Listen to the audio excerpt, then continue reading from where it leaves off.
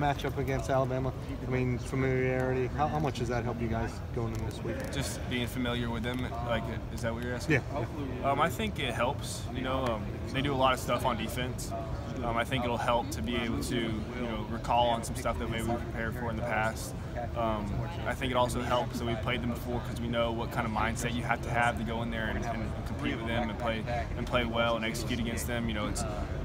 They're an extremely talented team, extremely physical. So you just have to have a mindset you're gonna be physical and dominate every play. So I think that playing them in the past, these last 3 years, will really come into play when we know what kind of mindset we need to have to play them.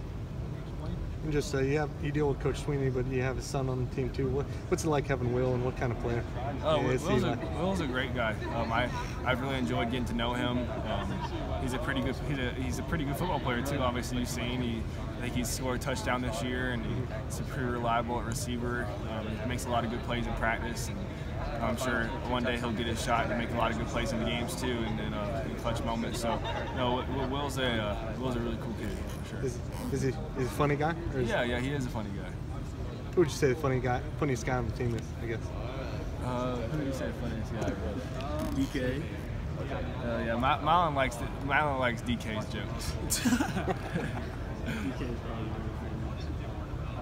Garrett, what are some things that stick out to you about Alabama's defense?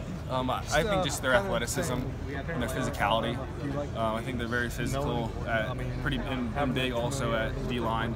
I think both of their linebackers are very athletic and also physical. So I think overall it's just their personnel is, unlike any probably we played this year for sure. But that's what you expect when you come into a game like this. I mean, this is the best two teams in the country. But definitely just their athleticism and physicality. What are some things that you remember from the Sugar Bowl last year?